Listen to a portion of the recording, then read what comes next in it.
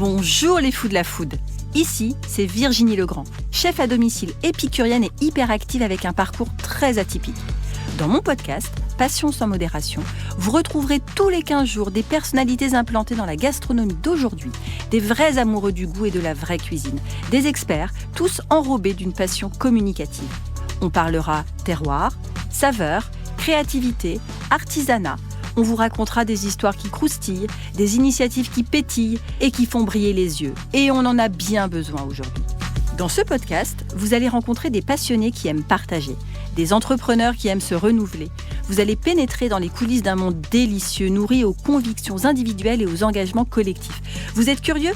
Alors installez-vous à notre table et on va se régaler tous ensemble. Ce podcast est soutenu par cocorico.com, le site d'emploi leader spécialisé hôtellerie-restauration, où vous pouvez déposer vos offres d'emploi en illimité. Il collabore tout aussi bien avec des établissements étoilés, en passant par les groupes hôteliers, les franchisés, mais aussi les établissements indépendants comme les brasseries et petits bistrots du coin. Et dans le cadre de ce podcast, vous avez droit à 20% de réduction sur tous leurs abonnements. Dans cet épisode de Passion sans modération un peu spécial, nous passons en cuisine avec Stéphane Peria, fondateur de l'agence business formation SP Training. Chef étoilé de la prospection, maître saucier de la négociation et artisan du développement commercial, il a un credo. Aider celles et ceux qui en ont marre de laisser mijoter leur business en roue libre et qui veulent enfin piloter leur croissance avec méthode et résultats. Que vous soyez entrepreneur, dirigeant de TPE ou PME, Stéphane ne vous sert pas une énième recette théorique. Non. Il vous met les mains dans la pâte pour transformer la prospection en un plat concret, actionnable et digeste. Avec lui, on apprend à choisir les bons ingrédients, à maîtriser la cuisson de sa stratégie commerciale et à soigner le dressage pour donner envie aux prospects de goûter, puis de revenir. Si vous êtes du genre à grignoter la prospection du bout des doigts, Stéphane va vous montrer comment en faire un menu complet, structuré et efficace. Un vrai plan de bataille culinaire pour que vos prospects aient envie de revenir à table. Et pour celles qui veulent aller encore plus loin, cerise sur le gâteau, nous explorons ensemble des formats expérientiels comme le team cooking, mais ça on y reviendra un petit peu plus tard. Déjà, je veux saluer Stéphane. Bonjour Stéphane. Bonjour Virginie. Oh là, la grosse voix. Ah bah oui. Alors aujourd'hui, on dresse la vente comme un grand plat, précise, structurée et prête à être servie. Tu es prêt à passer sur le grill ? Absolument. Pourquoi autant d'entrepreneurs passionnés ont-ils encore du mal avec le mot vente ? Ah, puis ça, c'est une bonne première question. T'as vu ça ? Ça démarre fort. J'essaye de bosser quand même. Ça démarre fort. Alors déjà, d'une manière générale, en France, on a quand même un petit sujet avec la vente et le mot vente. On n'aime pas forcément ça. Ça a des connotations parfois un peu négatives. D'accord. On complexe en fait par rapport à l'idée de vendre et l'idée d'argent, c'est plus ça que tu dis ? Oui, il y a une certaine notion, je pense, on complexe, où on a beaucoup de fausses idées aussi. Tu es là justement pour déconstruire tous les préjugés. On va essayer de déconstruire un peu parce que souvent en fait il y a une méconnaissance réellement de ce que représente la vente et de comment ça s'organise. La vente, c'est de la méthode, c'est de la discipline. On parle de technique de vente, c'est pas pour rien. C'est un peu comme un cuisinier qui doit maîtriser sa technique pour sortir ses plats. Un entrepreneur, j'ai envie de dire, quels que soient les produits et les services qu'il vend, il doit maîtriser les techniques de vente pour développer son activité et, espérons, en vivre.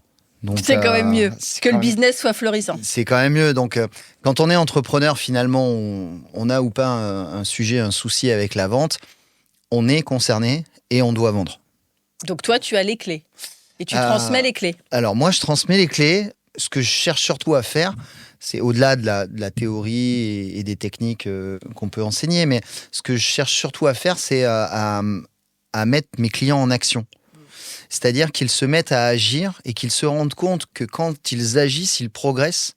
Et que finalement, ce qui leur paraissait peut-être un peu difficile, voire impossible, ils arrivent à le mettre en place. Alors après, chacun a son rythme. On ne progresse pas tous au même rythme. Mais dans l'action, on trouve des résultats.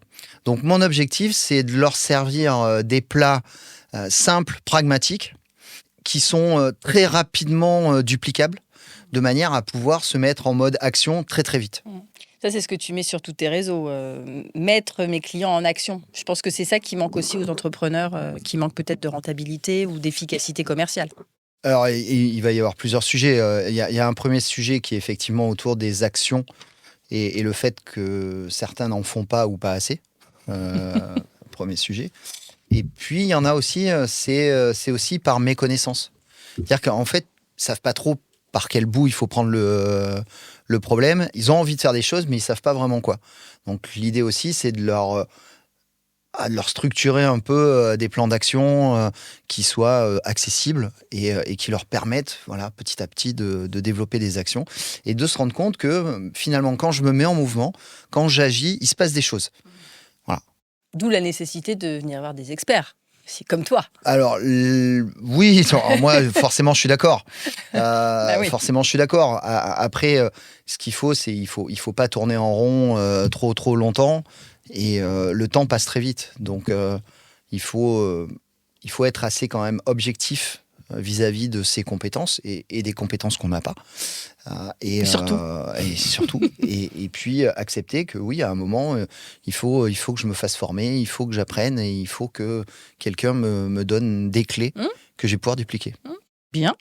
Et en 2026, peut-on encore se permettre d'attendre que les clients viennent seuls ou faut-il aller les chercher? Comment sourcerait ces produits pour des recettes inoubliables? J'adore cette question.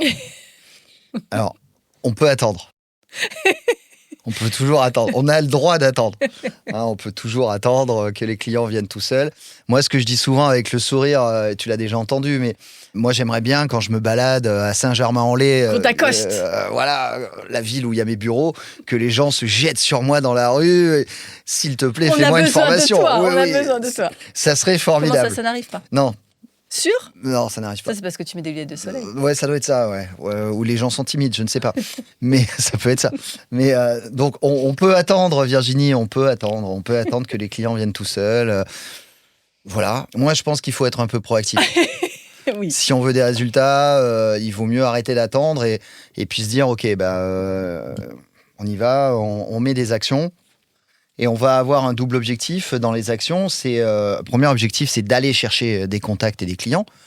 Voilà, de prendre des rendez-vous, d'arriver à prendre des rendez-vous et donc d'aller chercher. Ça, c'est la première action. Et puis, il y a aussi des actions qui vont permettre de faire venir. Donc, je pense qu'on va parler des réseaux, on va parler de communication, on va parler des réseaux d'entreprise, etc. Donc, il y a d'une des compétences finalement un peu de prospection pour aller chercher et provoquer des rendez-vous.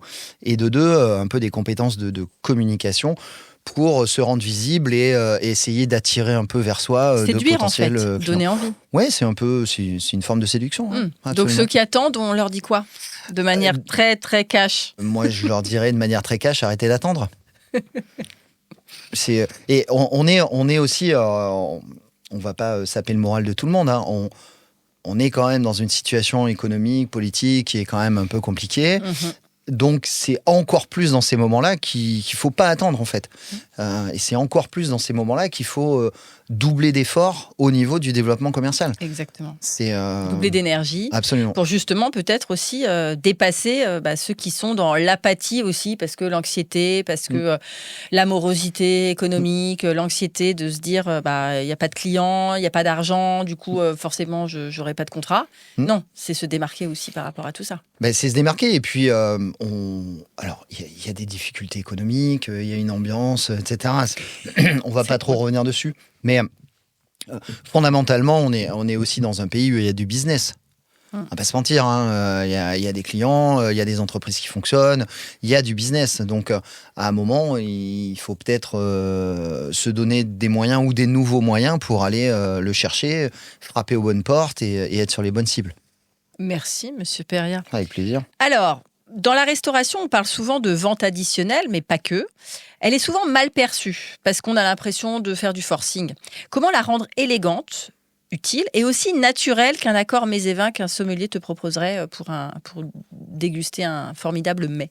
J'aime bien la notion d'accord mets et vins. Ça m'a fait penser. J'ai essayé de faire des métaphores. Ouais, mais en fait, surtout moi qui n'en vois pas, mais en fait, je me rappelle une petite anecdote de restauration. Je me rappelle avoir été dans un restaurant où, très souvent dans les restaurants, tu commandes ton plat et tu as cette question qui arrive derrière. Et avec ça, messieurs, dames, qu'est-ce qu'on boit? C'est formidable. C'est vrai. Non, mais c'est vrai, c'est formidable. Et je me souviens d'avoir été dans un restaurant où le serveur, il a pris notre commande de plat et il nous a dit, écoutez, avec ce que vous avez choisi, voilà le vin qu'il faut que vous preniez. C'est-à-dire qu'on n'a plus eu un conseil, le conseil de la personne qui nous sert. Certainement, il connaît la carte, il connaît, etc. etc. Et j'ai trouvé que c'était, en termes justement de vente additionnelle, j'ai trouvé que c'était un très bon exemple parce que finalement, je guide ton choix. Je te laisse pas complètement le choix, je le guide. T'es pas obligé de dire oui, je vais prendre ce vin qui... j'ai pas le souvenir du prix, mais c'était pas le vin le moins cher de la carte. Bien évidemment, il fait son job. Mais je trouve que c'était un bon exemple de, tiens, voilà, moi je te guide. Moi je connais le cuisinier, je connais la maison, je connais les vins, je sais ce qu'on sert. Et voilà. Moi je te guide là-dessus pour la vente additionnelle du vin. Maintenant, tu prends pas. Et vous êtes, on avait pris. On avait pris sa recommandation. Et je trouvais que c'était très habile, plutôt que la question de, avec ça, messieurs, dames, qu'est-ce qu'on boit?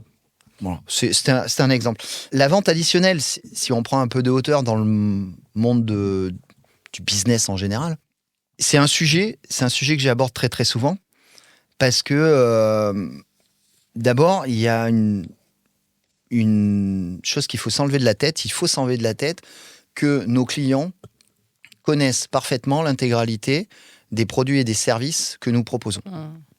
Ça, c'est... Parce que toi, tu les connais, donc tu te dis que le monde entier les connaît. Je me dis que les clients, ils les connaissent. C'est normal. En fait, non. J'en ai fait... Ma règle à moi, c'est les clients, ils connaissent les produits et services qu'on propose pour lesquels ils nous donnent de l'argent. Voilà. Moi, j'ai plusieurs spécialités dans le domaine de la formation. Est-ce que tous mes clients connaissent toutes les spécialités? J'en suis pas certain. Par contre, ceux qui achètent de la formation à la vente, ils me connaissent et ils me reconnaissent pour la formation à la vente. Est-ce qu'ils savent que je peux proposer des cursus management? Est-ce qu'ils savent que j'ai des consultants RSE? Est-ce qu'ils savent que je fais des team building avec Virginie Legrand, par exemple? C'est pas certain. Et ce qui est encore plus compliqué à appréhender, c'est que non seulement ils le savent pas, mais en plus, peut-être qu'ils le consomment ailleurs. Ah ouais. Et ça, c'est un côté frustrant, parce que si c'est pas arrivé à quelqu'un, la question, c'est pas de savoir si ça va arriver. La question, c'est de savoir quand est-ce que ça va arriver. Ou on va chez un client qui nous dit, j'ai pris, je vais prendre mon exemple, j'ai pris une formation au management pour mes chefs de vente. Ah, ok. Pourquoi tu m'as pas appelé? Moi, je savais pas que t'en faisais, Stéphane. Pour moi, tu fais de la formation à la vente. Voilà. Donc, ça arrive au moins une fois. Et quand c'est arrivé, on comprend et on fait différemment. Mais c'est un côté super frustrant. Donc, la première règle, c'est ne pas croire que nos clients connaissent l'intégralité des produits et services qu'on vend. Ça. Très pertinent, monsieur Perrier. Ça m'arrive de temps en temps. Et pour autant, on va leur faire des newsletters, on va leur faire des mails, etc. Mais en fait, c'est des informations qui n'arrivent pas forcément au bon moment, qui passent. Alors peut-être que la newsletter, elle est lue, mais à ce moment-là, j'ai pas besoin. Donc, je retiens moyennement l'information. Tu vois ce que je veux dire? Ce que je conseille souvent à mes clients, c'est déjà d'arriver à avoir un panorama assez précis de qui sont vos clients, qu'est-ce qu'ils vous achètent, et surtout, maintenant, on va identifier ce qu'ils ne vous achètent pas. Et on va aller les interpeller, les challenger sur ces sujets-là. Tu vois, on va reprendre un exemple de la formation. J'ai un client qui prend de la formation à la vente. Qu'est-ce qu'il ne m'achète pas? Tiens, il ne m'achète pas de team building ou il ne m'achète pas de management. Soit je vais lui envoyer des newsletters ciblés. Ouais, ciblé, mais s'il a vraiment pas le besoin, ça risque de faire flop. Soit, je vais peut-être prendre mon téléphone et l'appeler pour discuter avec lui. Pourquoi pas proposer qu'on se prenne un café ou qu'on déjeune ensemble, etc. Et plutôt que de lui amener de l'information, je vais le questionner. Si on prend les team building, je peux très bien lui poser la question, qu'est-ce que tu mettrais en place ou qu'est-ce que tu as déjà mis en place pour créer une journée ludique qui permet de souder tes équipes? Tu peux avoir la réponse de « j'ai déjà fait ça ». Tu peux avoir la réponse de « je l'ai jamais fait ». Tu peux avoir la réponse de « j'ai surtout pas envie de faire ça ». Peu importe en fait. Mais au moins j'ai posé la question, j'amène le sujet sur la table. Et après on va voir. En fonction de ces réponses, après on va voir. D'accord? Donc tu vois, c'est l'idée de passer d'un mode « j'informe » à un mode plutôt « je questionne » et je vais collecter de l'information. Et ça, c'est beaucoup plus... Ça paye plus en termes de ressenti du client? Il se sent plus en confiance, moins agressé, peut-être? Alors, mon avis très personnel, c'est que oui, ça paye plus. Ça paye plus. Et puis, c'est une discussion. Est-ce que ça va permettre de vendre ou pas vendre? Je ne sais pas. Peut-être que oui. Mais en tout cas, c'est une discussion. Je collecte de l'information. Cette information, à un moment ou à un autre, elle me sera peut-être très utile et importante. Voilà. Mais tu vois, je mets pas les pieds dans le plat en lui disant tiens, j'ai une nouvelle offre à te présenter, bam, c'est comme ça, c'est comme ça. C'est vrai que c'est amené différemment. C'est plutôt un mode indirect. Alors moi, je suis très à l'aise avec ça, donc c'est peut-être pour ça que j'en parle. Mais c'est effectivement une discussion et on verra à quoi la discussion va nous amener. Bien évidemment, on va pas se mentir, on a ciblé un minimum. C'est-à-dire que quand on a cette démarche, c'est que on a ciblé que potentiellement le client il peut avoir besoin de ça. Ça peut allumer quelque chose dans sa tête, quoi. Voilà, il peut avoir besoin de ça. Donc ça fait partie du ciblage. Je vais aller un peu le challenger, puis voir ce qu'il y a. Et puis s'il n'y a rien, écoute, on aura passé un super temps à prendre un café, on aura échangé, on aura discuté, on aura continué certainement de tisser, de renforcer notre lien client-fournisseur. Et c'est OK, c'est très bien comme ça. Et t'es pas à l'abri non plus que ça t'amène sur une recommandation. C'est-à-dire, tiens, Stéphane, je suis content de savoir que tu fais des team building avec Virginie. Alors, t'as vu, nous, ça, on fait pas. Mais par contre, je connais le patron de telle entreprise. Lui, ça pourrait lui plaire. Je vais te mettre en relation avec lui. Tu vois, t'es pas à l'abri de ça. C'est une discussion. Alors là, du coup, tu parles vraiment d'une interaction physique directe, mais on peut aussi soumettre d'autres pans de notre activité sur LinkedIn. Alors justement, quelle différence fais-tu entre être visible et du coup être crédible, être attractif, séduisant, un peu comme être sur la carte versus être recommandé par le chef? Être sur la carte mis de côté, mais par contre, tu arrives et comme tout à l'heure, le sommelier te dit je vous conseille tel vin parce que tel vin ira très bien. Du coup, c'est mise en avant. Mise en avant, du coup, se dire OK, séduisant, attractif, j'ai envie, ça stimule ma curiosité, donc j'achète. Alors, si on résumait, en quoi un outil comme LinkedIn peut aider les entrepreneurs? Pour donner envie aux gens de les appeler. Moi, je suis convaincu que le digital doit avoir une place dans le développement, la prospection, le commerce. Alors, mon métier fait que l'outil référence est plutôt LinkedIn, mais ça prévaut pour d'autres. Pas Instagram. Non, c'est pas Instagram, ni TikTok d'ailleurs. Mais ça prévaut pour tous les autres. Donc, c'est des outils qui servent à la visibilité et qui peuvent servir à la crédibilité. Donc, je pense que quand on est entrepreneur, il faut avoir un minimum de visibilité sur les réseaux sociaux. Après, on peut juger tous les jours, pas tous les jours, etc.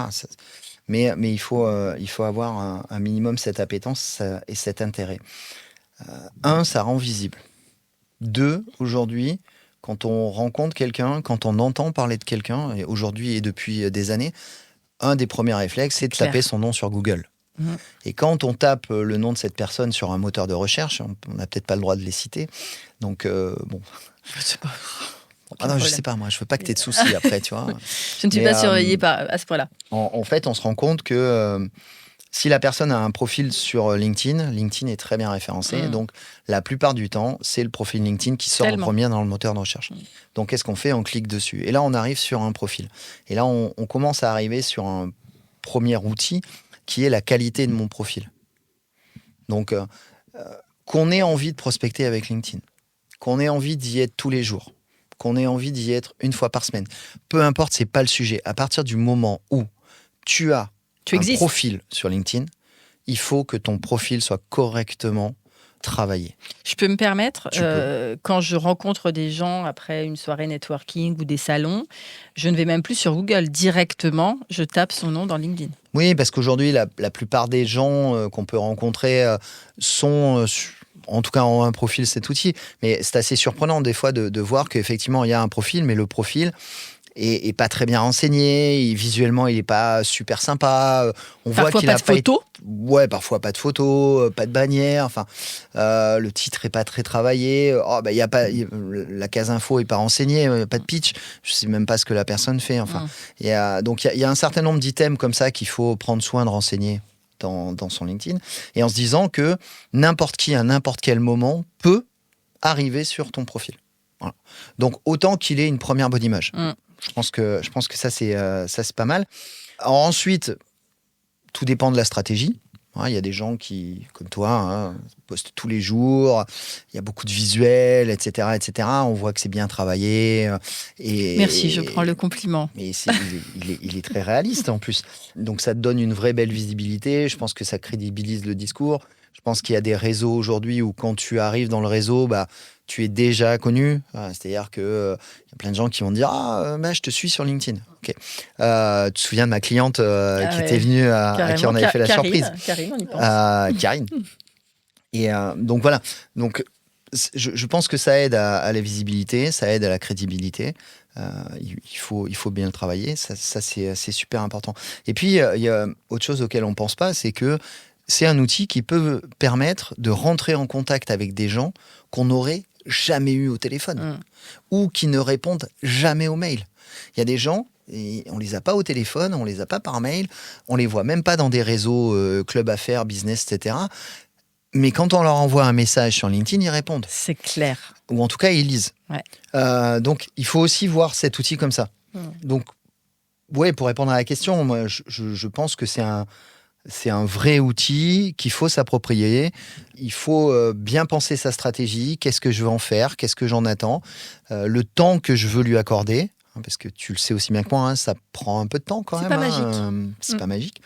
Et déjà commencer par bien structurer son profil. Pour moi, c'est la première étape. Bien, merci, très clair.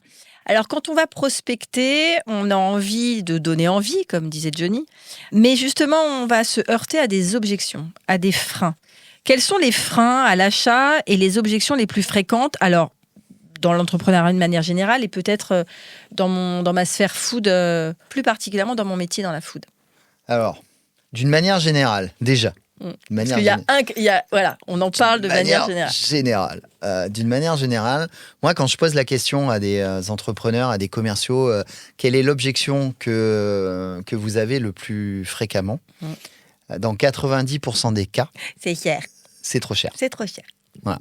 Et alors ça, finalement, quels que soient les secteurs d'activité, presque quel que soit le niveau d'ailleurs, c'est l'objection qui revient souvent. Alors, à force de l'avoir, j'ai fini par travailler le sujet un peu. J'ai pris le sujet à bras le corps et j'ai créé un atelier conférence qui s'appelle « Le prix n'est pas le problème », en tout cas pas le seul, et qui a tendance un peu à dédramatiser et qui a surtout tendance à faire toucher du doigt un certain nombre de sujets. L'objection du prix, très souvent, c'est une objection qui est liée à la démarche commerciale. Ça arrive très souvent. Donc mal amené? Ouais, alors... Mauvaise question? Ouais, il peut y avoir... on est trop vite arrivé sur le prix, sur l'offre ou sur le prix. On n'a pas suffisamment d'informations, on n'a pas suffisamment posé de questions. Donc ça arrive très fréquemment. Donc on arrive très vite sur l'offre et le prix. Et finalement, si on n'a pas fait monter l'envie d'avoir envie, comme tu disais monter tout à l'heure... Monter la mayonnaise. Ou monter la mayonnaise. Eh bien... finalement, le prix est trop cher par rapport à la valeur que lui accorde le prospect. Finalement, il n'est pas prêt à acheter. Donc, plusieurs cas de figure. Premier cas de figure, il n'en a pas besoin. Nous, on a absolument envie de lui vendre, mais lui, il n'en a pas besoin. Et à un moment, quand tu n'en as pas besoin, tu n'achètes pas, sauf si c'est cheap. Tu vois, on ne parle pas de produits à 2 €. Si l'effort financier, c'est 2 €... écoute, je vais le prendre, puis si ça me sert, ça me sert pas, j'ai perdu 2 €. Puis mais ça ne met pas en danger. Ouais, il n'y a pas de risque. Par contre, quand on est sur de la vente de prestat, de la vente de services, de la vente de produits un peu plus haut de gamme, le rapport au prix, il y a souvent un bénéfice prix-risque ou bénéfice retour sur investissement. Voilà ce que je vais chercher. Donc, si mon client il n'en a pas besoin, ça sera de toute façon toujours trop cher. Si il n'en a pas les moyens, ça sera aussi toujours trop cher. Parce que si vous êtes face à une cible clientèle qui n'a pas les moyens de s'offrir ta prestation, ça sera toujours trop cher aussi. Mais le problème là, et dans les deux cas de figure, le problème, c'est pas ton produit, c'est pas ta presta, c'est pas ton prix. Le problème, c'est que t'es pas face à la bonne cible. C'est ça. T'es face à quelqu'un qui n'achètera pas. Voilà, c'est tout. Et ça, c'est OK. En tout cas, il faut être OK. Une petite astuce, c'est qu'il faut s'en rendre compte assez rapidement, en fait. Parce que sinon, on va passer du temps et de l'énergie avec des gens qui, finalement, n'achètent pas. Mais en fait, on n'est pas sur la bonne cible. Et c'est une vraie question à se poser. Parce que sinon, on remet tout en question. Alors, mes prix sont trop chers, mon produit, il n'est pas bon, etc., etc., etc. Alors qu'en fait, dans un certain nombre de cas, et pas tout le temps, mais dans un certain nombre de cas, juste, on n'est pas face aux bonnes personnes. Donc là, il y a sujet. Et forcément, ce sera toujours trop cher. Ça. Donc, il faut vraiment challenger finalement sa manière de vendre. Moi, ce que je dis souvent, le prix, c'est un élément dans une offre commerciale. C'est pas l'essentiel. Et ça, c'est une vision que peu ont quand ils n'ont pas cette mentalité commerciale, en fait. Parce que c'est pas inné quand tu es entrepreneur d'avoir cette mentalité commerciale. C'est pour ça qu'on a besoin de gens comme toi. Oui, c'est pas inné. Et puis, de toute façon, personne, pour la plupart du temps, on ne naît pas commercial ou vendeur. Hein. On le devient au fil des années, au fil des études qu'on va suivre et puis de la profession qu'on va prendre. Mais c'est pas complètement inné. On peut avoir certains freins parce qu'on peut avoir des freins psychologiques par rapport à l'argent. On parle d'entrepreneur. Je pense que tu sais de quoi j'ai parlé, mais quand on parle de légitimité, est-ce que je suis ou pas légitime? Et du coup, d'appuyer le prix en fonction. Et voilà, et on a tendance à se dire, je suis peut-être pas complètement légitime, alors bon, je vais pas vendre 1000 €, je vais vendre 800 ou 700. Et c'est pour ça que finalement, tu vois, c'est un processus, c'est de la méthode. Il faut penser son offre, il faut penser ses cibles, il faut avoir un prix cohérent, il faut aussi avoir un prix qui est cohérent par rapport au marché. Enfin, il y a plein d'éléments à prendre en ligne de compte. Mais si on revient dans l'univers de la food, par exemple, il y a des restaurants qui sont des brasseries et il y a des étoilés. Bon, si tu n'as pas les moyens de te payer un étoilé, tu n'es pas la bonne cible pour l'étoilé. Si l'étoilé fait sa communication sur des cibles de clientèle qui n'ont pas les moyens de se payer un resto étoilé, il n'aura pas de clients. Mais c'est pas parce que son resto est pas beau, c'est pas parce que ses prix sont trop chers, c'est pas parce que sa gastronomie n'est pas bonne. Que le discours n'est pas audible et que du coup, derrière, ça n'aura pas d'incidence. Il parle à des gens qui ne parlent pas le même langage, qui n'ont pas les moyens d'acheter sa prestation. Donc c'est vraiment bien réfléchir à tout ça. On va en parler de toute façon, mais le ciblage, c'est quand même une donnée qui est importante. Et du coup, c'est vrai que c'est très compliqué. Donc là, je reprends les questions d'avant.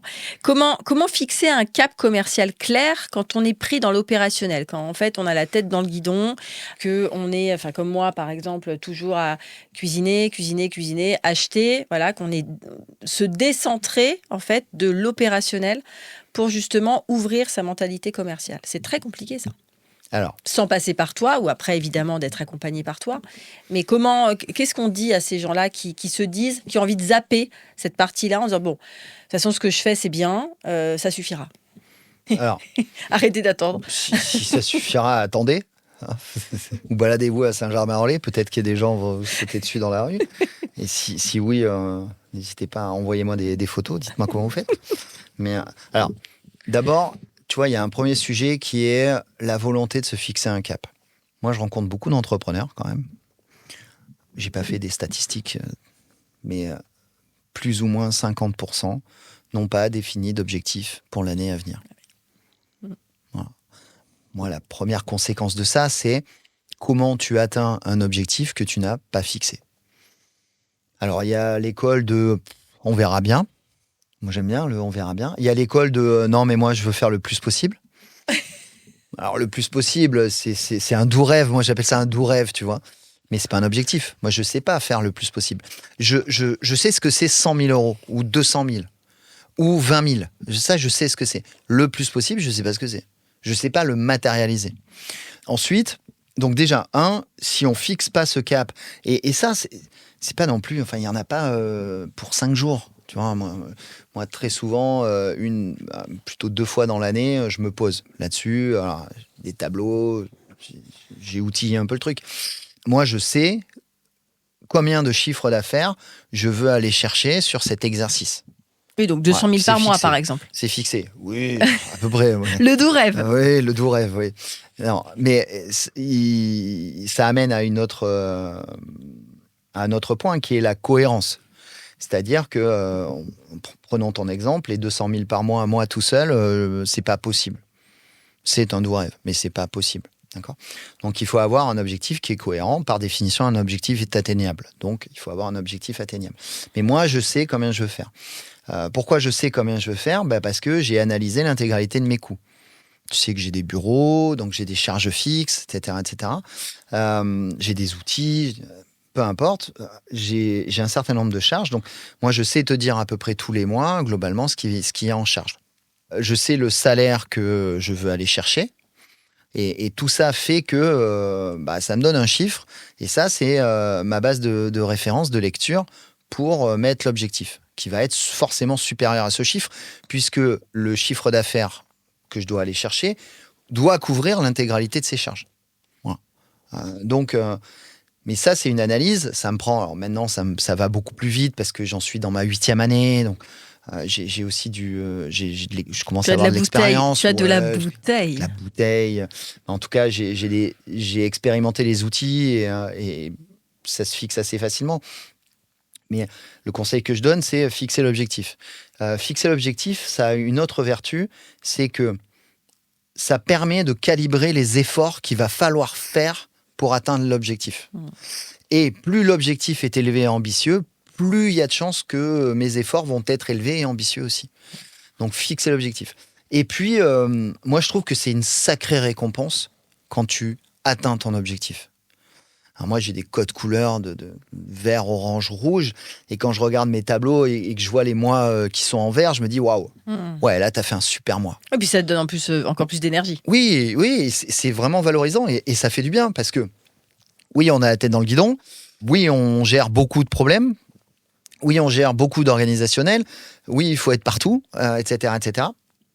Et là, d'un coup, j'ai réussi l'objectif et j'ai fait le chiffre que je voulais faire. Donc, c'est très valorisant et je sais que je suis sur la bonne marche. Et puis derrière, je sais où je veux aller. Donc, maintenant, je vais travailler mon plan d'action pour atteindre les objectifs que je me suis fixés. Donc, on ne va pas y accorder une semaine, tu vois. Mais Virginie, 2 fois dans l'année, il faut que tu te poses. Il faut que tu mettes des chiffres. Toi ou tous les gens qui nous écoutent. Et moi, je sais qu'ils sont par millions. Et il y en a beaucoup. Moi, j'ai jamais de débat sur les objectifs que les gens se fixent. Voilà. Moi, j'ai des clients, ils veulent faire 30 000 euros. J'en ai 30 millions. Et j'ai des tailles d'entreprise très différentes. Donc, j'ai jamais de débat sur les objectifs, c'est les leurs. Par contre, on va avoir un débat... Les objectifs sont très subjectifs. Absolument. Et on va avoir un débat sur les moyens qu'il va falloir mettre en place pour les atteindre. Merci. Très clair tout ça, Monsieur Péria. Alors, en cuisine, sans coordination, tout s'effondre. Quel parallèle fais-tu justement, et ça on le travaille beaucoup quand on fait nos team building, entre une brigade de restaurants autour d'un chef et une équipe de vente autour d'un manager dont l'ambition permanente est de faire du chiffre et de produire le meilleur? Le chef, c'est celui qui donne le tempo. Voilà. Moi, je l'ai toujours perçu comme ça. J'ai toujours regardé mes managers comme étant des gens qui doivent donner le rythme, donner le tempo, qui doivent impulser quelque chose. Et donc, déjà, le premier parallèle, c'est le tempo. Quand les plats sont annoncés en cuisine, ok, allez, on y va. Boum, on a ça en commande, ça en commande, ça en commande. Et on y va, chacun est à son poste, et on y va. Et finalement, le chef, qu'est-ce qu'il fait ? Le chef, il s'assure que tout le monde a bien entendu les consignes. Hein. Je ne suis pas expert en cuisine, mais je crois que c'est un peu comme ça que ça se passe. et surtout, derrière, il va s'assurer qu'on est en prod, on est dans le rythme, on est sur les bons ingrédients, on est sur les bonnes coupes, on est sur les bonnes cuissons, etc. etc. Et puis, ça sort et on est sur la qualité qui est attendue. Donc, le chef, il va, impulser le tempo. Et souvent, on parle de la motivation par le manager, mais c'est le sujet. Et ensuite, si on le remet à une équipe de vente, finalement, le manager, il va aussi s'assurer que ses commerciaux, ils sont sur les bonnes cibles. On en parlait tout à l'heure. Est-ce que mes commerciaux sont sur les bonnes cibles ? Est-ce qu'ils ne sont pas en train de perdre leur temps à croire qu'ils vont signer des affaires à des endroits où on ne va pas en signer ? Donc ça, c'est aussi le rôle du manager, de s'assurer de ça. Le manager, il cadre, il explique, il félicite quand c'est bien fait, hein, tout comme Un chef qui voit sortir des plats parfaits, il va féliciter tous ceux qui l'ont élaboré. Donc le manager va féliciter quand c'est bien fait. Et puis il va aussi trouver peut-être des axes d'amélioration et il va mettre en place les actions pour que la compétence s'améliore. Donc l'idée, et je pense qu'en cuisine, c'est un peu comme dans la vente. Pour moi, c'est des métiers dans lesquels tu peux toujours t'améliorer. En fait, tout le temps. Tu peux toujours progresser. Et tu dois certainement d'ailleurs. Je pense. Et en tout cas, mais pour ça, il faut aussi de temps en temps qu'on ait un regard externe et objectif. Et le manager sait ce regard qui voit ce qui est bien fait, qui voit ce qui est perfectible et qui va mettre en place les actions pour améliorer la compétence de la personne. Soit il va s'en occuper par lui-même, pour donner des conseils, pour expliquer lui comment il aurait fait, comment est-ce qu'on peut faire. Soit il peut confier cette mission à des gens externes qui viennent animer des formations. Et bien évidemment, il peut m'appeler. En tout cas, moi, je suis d'accord sur la base. Mais c'est important. Tu vois, c'est le parallèle que je vois entre une équipe commerciale et puis une cuisine. Est-ce que tu penses que l'horizontalité marche plus aujourd'hui? L'horizontalité, la dimension plutôt que verticale, hiérarchique, de dire on est tous ensemble. Tu dis il donne le tempo, mais est-ce qu'on est sur une question d'autorité, une question de posture? En fait, c'est plutôt la posture verticale ou horizontale, le collectif. Comment tu vois ça? Comment tu le travailles avec les équipes qui font appel à toi? Est-ce que ça a changé? Il y a beaucoup de choses qui ont changé, beaucoup de choses qui changent. Je pense qu'il y a moins d'autorité, en tout cas, ou peut-être d'autoritarisme. Ouais, c'est ça. On va le parler, on va le dire comme ça. Tu es une femme de lettres, donc tu le dirais mieux que moi. Mais je pense qu'il y a moins d'autoritarisme dans le management. Il y a beaucoup plus d'écoute. Il y a beaucoup plus d'échanges. J'emploie pas le mot bienveillance parce que je l'aime pas. Donc, mais l'idée est là. Voilà. Je suis pas très fan de ce mot qui est un peu mis à toutes les sauces. D'empathie, peut-être être capable de se mettre à la place de l'autre. En tout cas, plus de psychologie. Oui, on fait plus attention. On fait plus attention aux gens. Et c'est très bien. Franchement, c'est OK avec ça. Il y a quand même un aspect vertical parce qu'il y a une relation de management. Voilà. Donc il y a un manager, un manager. Donc il y a quand même une relation de subordination. Certains ne veulent pas l'appeler comme ça, mais dans les faits, ça s'appelle comme ça. Mais je pense qu'elle est certainement plus apaisée qu'à des temps anciens. Qu'à des temps anciens. Ouais, qu'à des temps anciens. Ouais. Que jadis. Que jadis. Ça faisait très philosophe. Ça. Donc ça, c'est un premier point. Je pense qu'il y a peut-être plus d'autonomie. On laisse peut-être un peu plus d'autonomie, on laisse plus d'espace aux gens, on les laisse peut-être plus faire. Et d'ailleurs, je suis à peu près persuadé que ça permet de mieux faire, pour être très honnête.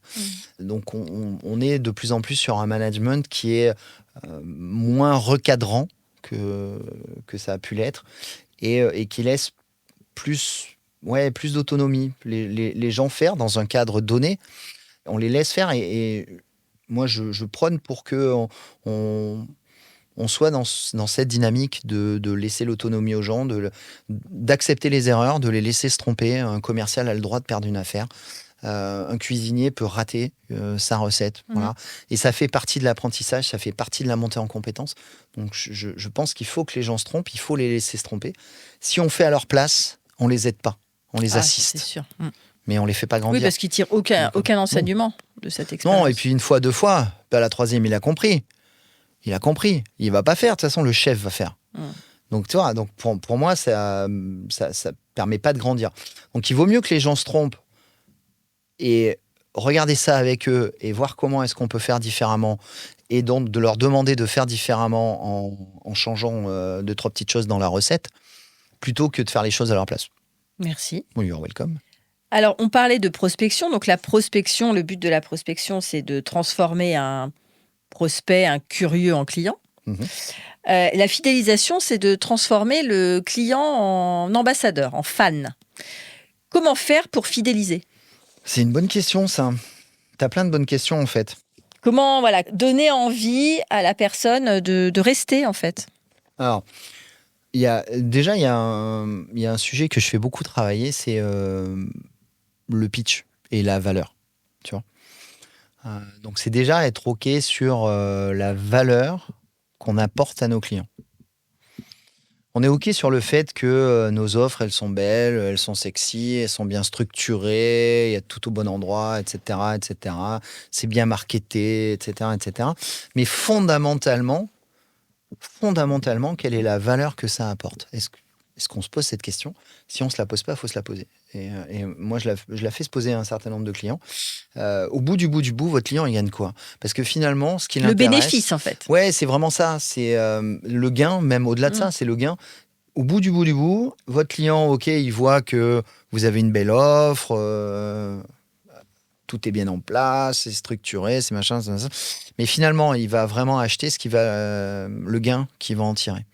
Donc, il faut être OK sur la définition de la valeur de mon offre. Qu'est-ce que, finalement, je permets à mes clients ? Qu'est-ce qu'ils obtiennent comme valeur quand ils choisissent mon offre ? Donc ça, c'est une première chose. Pourquoi est-ce que je commence par ça ? Parce que quand on le conscientise déjà soi-même, c'est beaucoup plus facile de l'expliquer à un client et c'est beaucoup plus facile que le client l'accepte. Et comme ça, on est tous d'accord.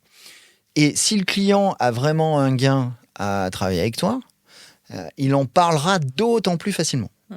Donc déjà, il faut être aligné sur la valeur qu'on apporte et qu'elle soit bien comprise et puis s'assurer que nos clients l'aperçoivent de cette manière-là. Ensuite, c'est un peu la notion client-ambassadeur. C'est un peu ce que tu veux qu'on échange. Alors, déjà, on peut leur poser la question, on peut leur demander, on peut les solliciter. On peut très facilement, rien n'empêche de demander un avis Google à tous ses clients. Ils n'ont pas d'obligation de le faire, mais rien n'empêche de leur demander. Et tu le fais ? Oui, je le fais et je conseille de le faire parce que sur 10 propositions, il y en a peut-être que 2 ou 3 qui vont le faire. Mais si on ne le propose pas, on risque au mieux d'en avoir un. Et tu le fais aussi sur LinkedIn ? Tu demandes les recos sur... Enfin, je veux dire, tu sais, sur ton profil, tu peux solliciter non, pas les recos. Pas les recos. Tu le fais pas ? Non, je le fais pas trop. Ça marche. Sur LinkedIn. Ouais, mais j'ai pas pris plus l'habitude que ça de le faire. Tu vois, moi, par exemple, après une presta, j'ai le réflexe, j'envoie un mail, qui a été automatisé d'ailleurs. J'ai travaillé ça, à la fois avec le lien Google Business et le lien LinkedIn. Ouais. Et directement, il tombe sur remplir une recommandation sollicitée. Et pour le coup, on est sur 9 sur 10 pour moi. Ouais, non, mais c'est une bonne idée. Donc, tu vois, puis après, les gens sur LinkedIn, il y en a plein qui m'ont dit « il y a plein de recos sur LinkedIn, c'est bien. » Après, gage de crédibilité. Quelqu'un, quand même récemment, un peu aigri, m'a dit mais tu les payes, tu les forces pour qu'ils te fassent des recos comme ça ? Non, c'est gentil, en fait, ils s'apprécient. Les questions qui arrivent sont. C'était gratos. En fait, ce qui est intéressant dans ta méthode, c'est le fait de proposer aux gens de le faire. C'est comme la recommandation. En fait, on espère souvent que les clients vont le faire d'eux-mêmes, mais ils ne le font pas souvent d'eux-mêmes. Pour des bonnes et des mauvaises raisons. Certains n'aiment pas ça, certains n'ont pas envie, et beaucoup n'y pensent pas. Beaucoup n'ont même pas le réflexe. Alors que si on leur propose et si on leur donne assez facilement le ou les outils qui leur permettront de le faire, c'est plus simple. Tu m'envoies un lien Google, je clique dessus, je mets 5 étoiles. Est-ce qu'on peut dire quand même que les gens sont un peu paresseux et qu'il faut leur manger pas mal, leur donner à manger, pour que ça se fasse facilement ? Parce que là, moi, je donne un lien. Effectivement, tu reçois le mail. C'est facile de cliquer sur le lien. Oui, il faut prendre 1 minute, grosso modo, pour écrire 3 phrases. Je n'ai pas besoin qu'il fasse un roman. Mais c'est vrai que je trouve qu'il faut vraiment aller les tenir par la main. Alors, c'est notre rôle aussi, parce qu'ils nous ont... Ouais, alors... Tu le ressens pas comme ça ? Si, mais je n'aurais pas dit de la paresse. À l'inverse, tu vois, moi, je mettrais plutôt la balle dans le camp du vendeur. Donc, pour moi, c'est le vendeur qui doit être proactif. Solliciter, ouais, d'accord. Tu dois être proactif. Quand on demande, on a des chances d'avoir une réponse. C'est vrai. Ça, c'est très, très vrai. Quand on ne demande pas, très souvent, il ne se passe rien. Et après, moi, j'en entends des commentaires dire « Ah ouais, moi, les clients, ils ne mettent jamais un commentaire Google. » Ok, mais tu leur as souvent envoyé le lien vers ton Google. « Oh mais non, mais bon, ils savent qui je suis. » Ah d'accord, ok. Voilà. Bah écoute, t'as raison. donc... fais l'expérience, envoie-leur un petit mail de remerciement, hop, un petit lien Google ou LinkedIn ou les deux, peu importe, derrière, ou vers un site internet, peu importe. Il y en a beaucoup qui le font. Et s'ils le font, c'est que ça a une utilité. Moi, j'achète souvent des produits. Aujourd'hui, la plupart du temps, on t'envoie merci d'évaluer la satisfaction. Voilà, de manière automatique. C'est vrai. Bon, il faut s'en inspirer. Moi, je trouve que c'est une bonne idée. J'ai envie de répondre, j'ai pas envie de répondre. Ça, c'est un autre sujet. Mais en tout cas, on m'a donné la possibilité de le faire. Moi, je trouve que ça fait partie de l'expérience client. Moi, je pense que c'est pas mal. Franchement, je pense. Et en tout cas, si on n'en a pas, il faut se poser la question, OK, c'est quoi mon process et est-ce que j'ai mis en place des outils, des méthodes pour avoir ça? Donc, la première chose pour répondre à la question, c'est de solliciter. Si on veut que les clients deviennent ambassadeurs, il faut les solliciter. Ensuite, on parlait de LinkedIn tout à l'heure, on ne doit pas hésiter à faire rentrer sur son réseau digital ses clients. Voilà. C'est-à-dire que je ne pense pas me tromper, tous mes clients, je suis connecté avec tous mes clients.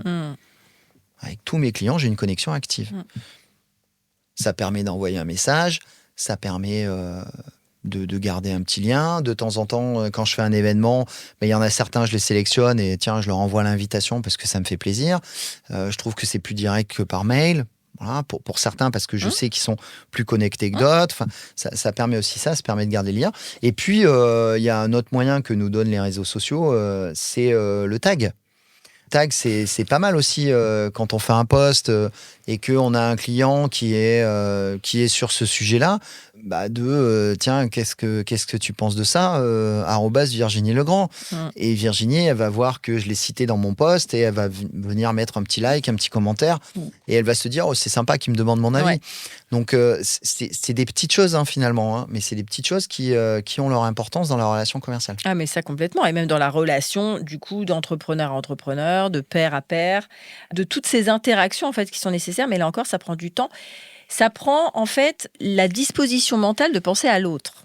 Et en fait, les entrepreneurs ont tendance, c'est vrai, à juste titre, comme tu le disais tout à l'heure, on pense à beaucoup de choses, donc à être auto-centrés, donc à penser à leur ambition, à leur développement et à mettre de côté les gens. Nous, on pense tous les deux que le groupe est important, que le collectif est important. On se tague mutuellement. Moi, je fais beaucoup sur LinkedIn des focus sur les gens aussi, en permanence, parce que je pense que c'est important aussi et que finalement, le bouche à oreille vient de là. Le bouche à oreille n'est pas que, voilà, Stéphane, il fait des super formations, Virginie, elle fait des super repas. Non. Ça fait aussi partie de la personnalité. Allez voir qui elle est, allez voir sur quel sujet il prend la parole. Tu es un leader d'opinion. Et oui, c'est le mot du jour. Et puis, tu vois, même si on va... Vous n'avez pas la rêve, c'est pas grave, nous on l'a.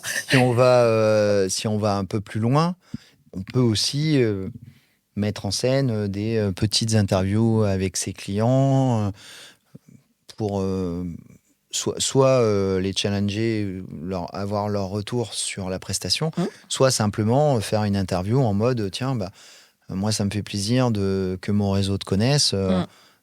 Je te propose qu'on se fasse une petite vidéo de 2 minutes pour que tu te présentes. Et puis, je vais le diffuser. Ouais, je l'ai eu fait, ouais. Je l'ai eu fait, ouais. Je l'ai eu fait. Oui, je l'ai eu fait parce que je ne l'ai pas fait depuis quelques temps. Non, mais je l'ai eu fait. On est sur quel temps, là? Je ne sais pas. Là, c'est toi, la femme de lettres. Subjonctif imparfait.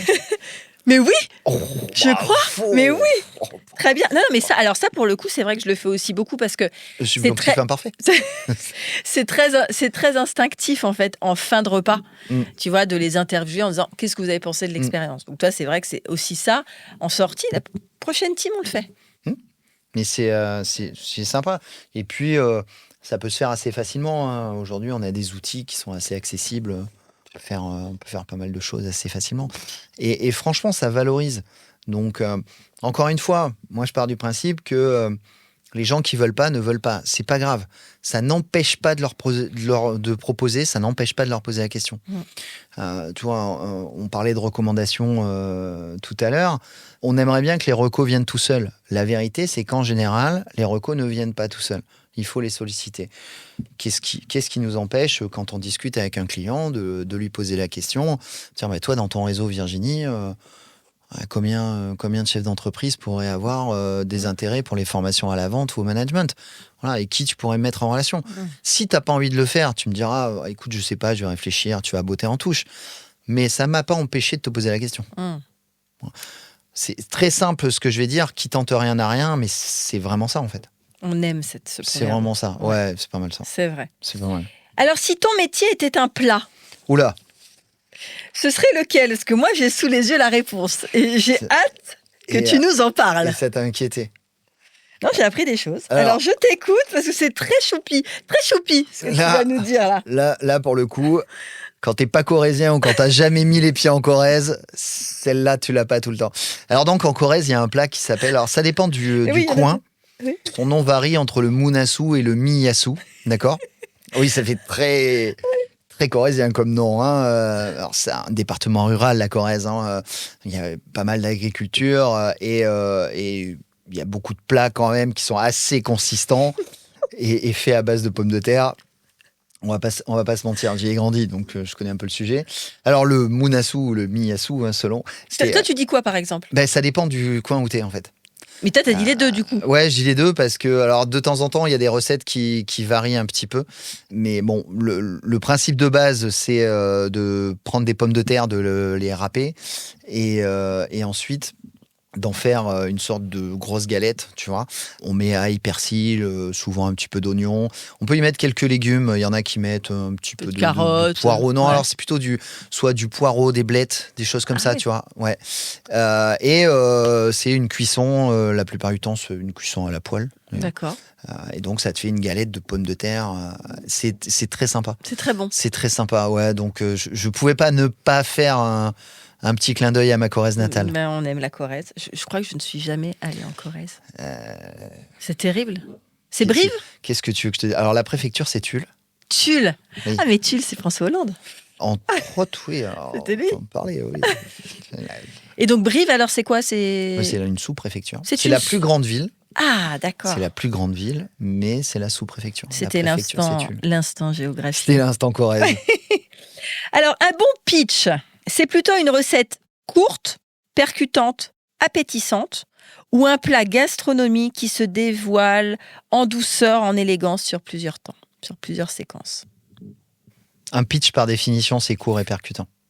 Le pitch, en général, c'est un temps entre 45 secondes et 1 minute. C'est à peu près ça, le timing.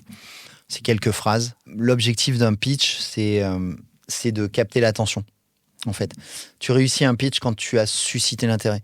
Une bonne réponse, par exemple, c'est intéressant ce que tu viens de me dire, mais du coup, comment tu mets ça en place? D'accord?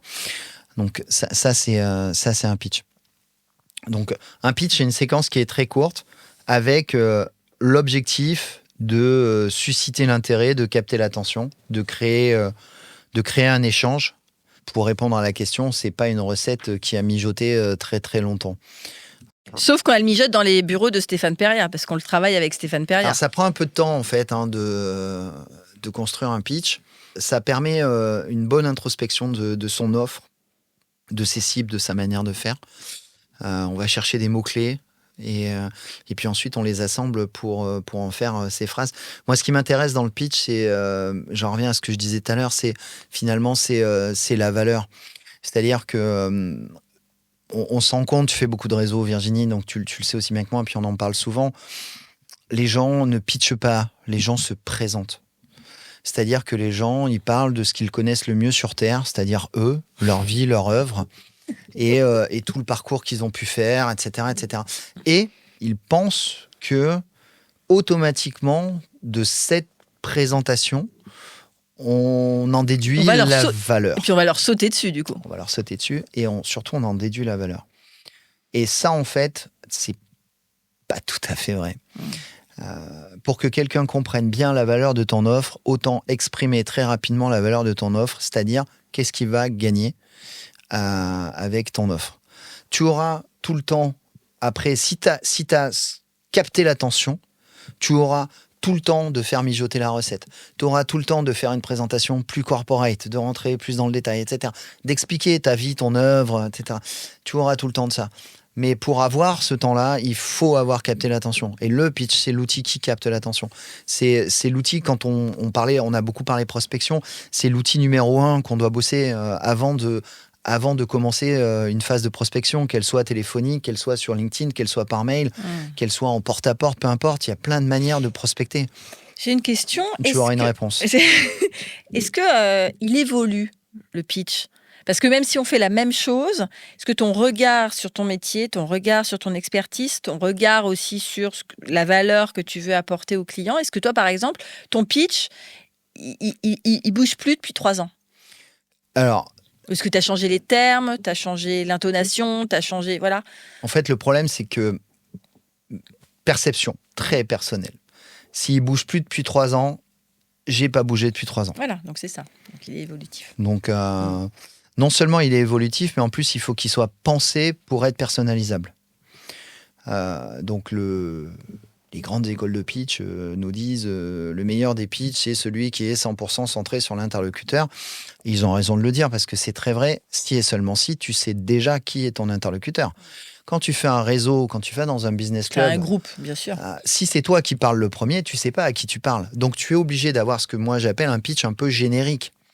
Et donc, le premier travail, c'est ce pitch générique. Et ensuite, ce pitch générique, je sais qu'il est facilement personnalisable. Mais j'ai les mots-clés, j'ai la structure en tête. Donc, c'est beaucoup plus facile à personnaliser. Ensuite, est-ce qu'il évolue ?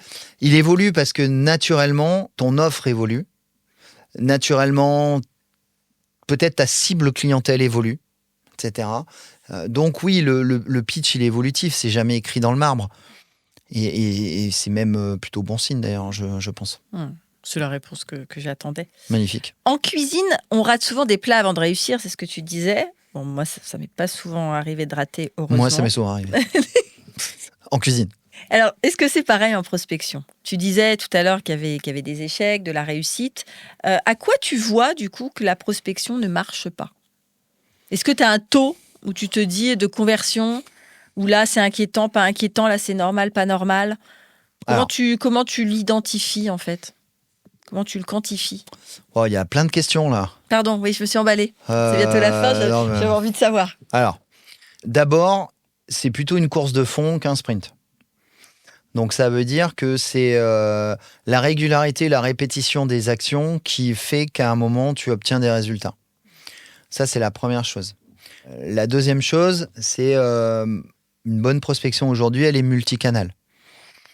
Or, beaucoup de personnes pensent que la prospection, c'est exclusivement faire des appels téléphoniques à froid.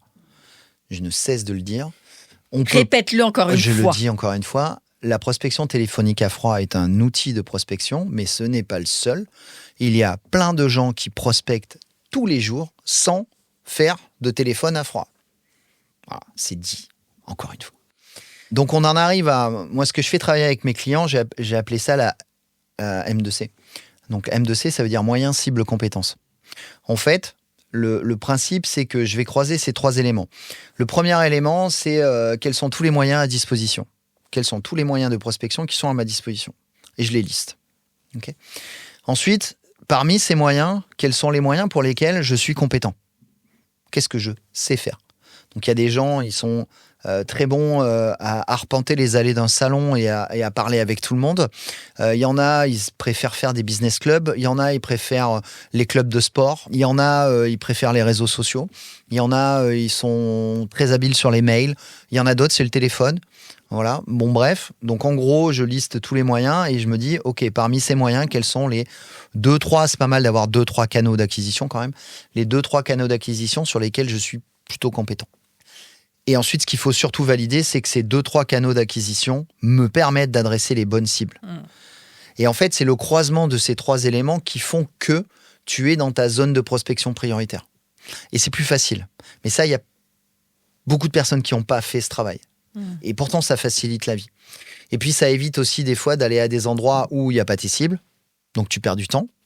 Ça évite de t'entêter à essayer de faire des choses alors que t'as pas les clés, t'as pas les codes, t'as pas la compétence, t'as pas la bonne méthode. Donc, ça ne fonctionne pas. Mais ça ne fonctionne pas parce que t'as pas la bonne méthode. Ou de faire des choses qu'on n'a pas envie de faire. Quelqu'un qui n'aime pas les réseaux d'affaires, moi, perso, je le comprends pas parce que j'adore ça. Et je fais beaucoup de business comme ça. Mais il y a des gens, ils aiment pas ça. Bon, ben, c'est pas grave. Tu vas pas dans les réseaux d'affaires. C'est pas grave. Parce Mais que il faut que tu fasses autre chose. t'iras, si t'aimes pas, tu seras pas bon. Oui, mais c'est ça le truc.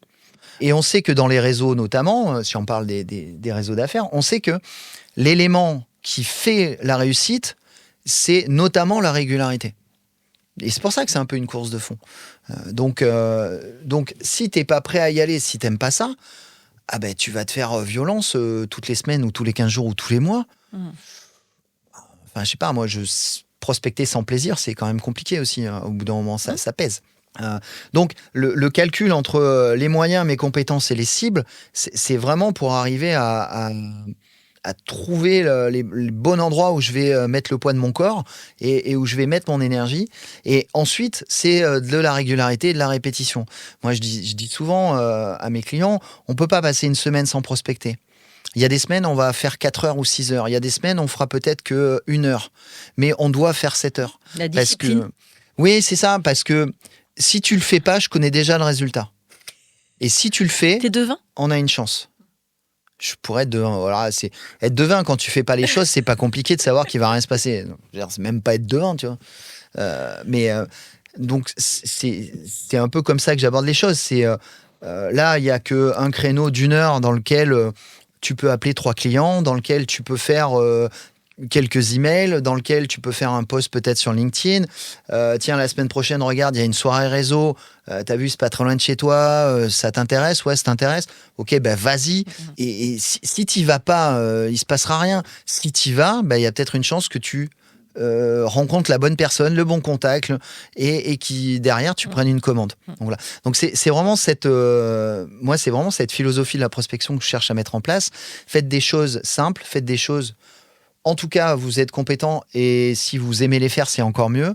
Adressez les bonnes cibles, assurez-vous vous adressez, vous êtes au bon endroit, mais faites des choses de manière répétée et régulière. Et au bout d'un moment, on a du résultat.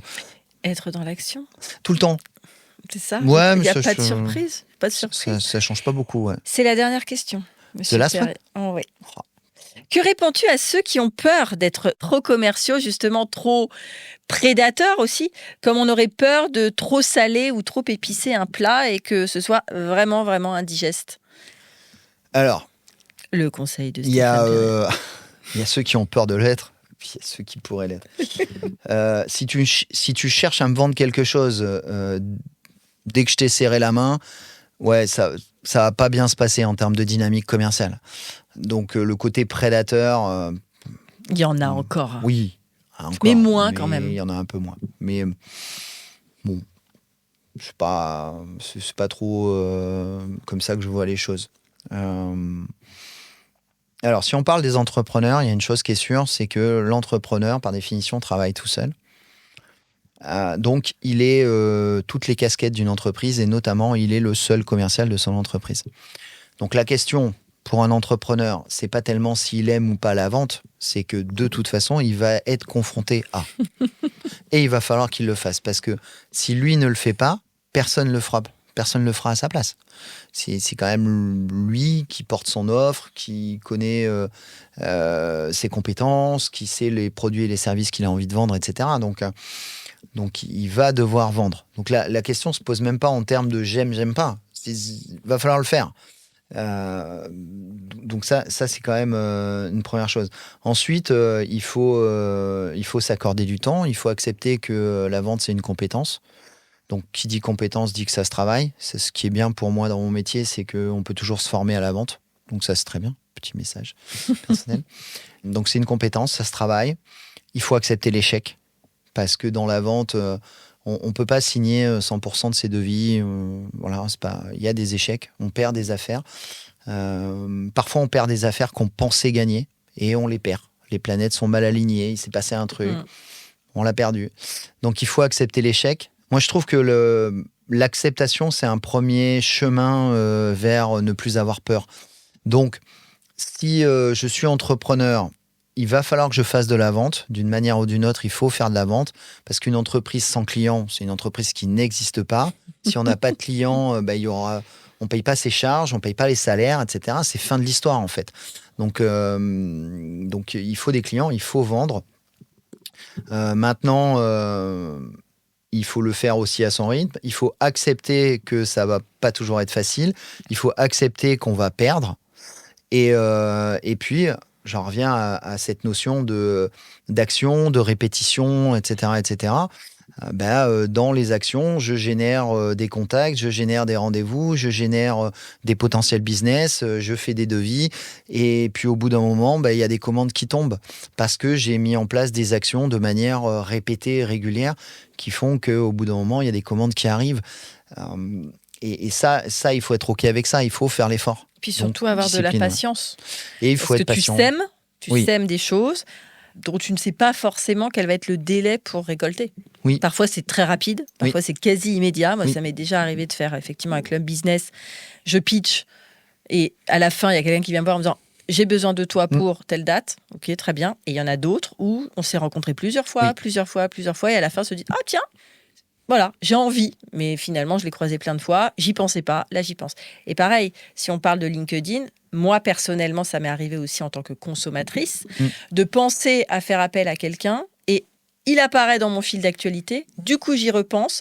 Du coup, je lui envoie un message et ça se fait. Non, mais il y a beaucoup de choses qui se font comme ça. De toute façon, il faut être patient, il faut être persévérant et il faut surtout agir. Je pense que c'est le maître mot. Il faut agir, il faut être dans l'action. Ça, c'est super important. Et puis après, il n'y a pas de raison qu'on n'ait pas de résultats. Advienne que pourra. Oui, en tout cas, il faut le faire pour avoir des résultats. Qu'est-ce que tu voudrais donner comme conseil aux millions d'auditeurs qui nous écoutent dans le monde entier? Si on est retranscrit avec les satellites, avec autodérision. Starlink. Écoute, je pense qu'il faut pas avoir peur de créer, d'entreprendre. Ça, c'est la première chose. Je pense qu'il faut de temps en temps ne plus écouter les actualités. Ça fait du bien. Ça fait du bien au cerveau, notamment. Je pense qu'il faut être prêt à agir, à être dans l'action. Voilà. Moi, tu vois, il y a quelque chose que je dis très souvent, c'est on peut regretter d'avoir mal fait. Et c'est OK, et c'est pas grave, parce que quand on fait mal, on peut corriger et on peut s'améliorer. Par contre, on n'a pas le droit de regretter de ne pas avoir fait. Tu vois, on pourrait presque finir là-dessus, mais et je t'appellerai Socrate. Ouais, je sais pas, pas si ça me va bien, mais en tout cas, c'est plus facile d'avancer en étant en mouvement, en étant dans l'action, en acceptant de se tromper, et puis c'est pas grave, on recommence, et puis voilà, et puis je rentre dans un cycle d'amélioration continue que d'être dans l'inaction où il se passe rien, et de toute façon il se passera rien parce qu'on n'aligne pas les planètes. Donc voilà, donc il faut pas avoir peur de créer, il faut pas avoir peur d'entreprendre, et il faut surtout pas avoir peur d'agir. Ça, c'est important. Peur de louper finalement, parce que ça restera un brouillon et on fera mieux la prochaine fois. Ouais, c'est pas grave ça. On a tous loupé quelque chose une fois dans notre vie. Enfin, je veux dire. Non, pas moi. C'est partout en cuisine, mais. Alors, je conclus. Au fil de cet épisode, on aura finalement découvert qu'un bon développement commercial et une bonne cuisine reposent sur les mêmes fondations. Une intention claire, des ingrédients choisis avec soin, un savoir-faire maîtrisé et l'envie de transmettre quelque chose de vrai vers l'autre. Stéphane Peria nous aura montré comment structurer, formuler et piloter l'art du discours commercial, pendant que nous avons exploré ensemble la manière dont la cuisine raconte une histoire, crée du lien et ouvre l'appétit au sens propre comme au figuré. Preuve qu'entre une prospection bien dressée et une assiette bien pensée, il n'y a qu'un pas, celui de l'attention portée à l'autre. Et c'est là que se rencontrent la vente et la gastronomie, lorsqu'elles deviennent toutes deux des expériences, des conversations et des émotions partagées. Merci beaucoup Stéphane d'avoir été à table avec moi. Merci Virginie. Et si cet épisode vous a donné envie de mieux vendre et de mieux cuisiner vos messages, mission accomplie. Stéphane, comment on peut te joindre ? Si on a envie de ne pas aller te chercher à Saint-Germain-en-Laye. On peut me trouver sur LinkedIn, normalement. Il paraît. Si on ne me trouve pas, ça va pas être facile. Sinon, j'ai un site internet, sptraining.fr. Et on a toutes les informations de contact dessus, le catalogue de formation. Combien de formations notre organisation. Là, depuis 2018, là, on a dépassé le nombre on est à plus de 1000 stagiaires, plus de 1000 personnes formées. Donc, je compte plutôt en stagiaires qu'en nombre, mais globalement, je dois à peu près avoir 200 clients de tailles diverses et variées, et dans à peu près 25 secteurs d'activité différents. Donc, c'est très varié, c'est très riche. Très bien. Donc, 2026, on te souhaite de dépasser le plafond de verre. Écoute, je me le souhaite aussi. En tout cas, si on continue dans la progression, on est bien. Bien. Merci beaucoup. Avec plaisir. Merci Virginie. À bientôt. À très bientôt. Ça y est, notre rencontre prend fin. J'espère que l'inspiration et l'immersion dans l'univers de tous mes invités vous ont mis l'eau à la bouche. La conversation vous a plu ? Les confidences vous ont ému ? Merci de laisser un avis et vous abonner pour ne rien manquer des prochains épisodes et pour le propulser encore plus loin. N'oubliez pas de faire un petit tour sur mon site internet communique-passion.fr et de vous abonner à ma newsletter. À très vite pour de nouvelles aventures gastronomiques.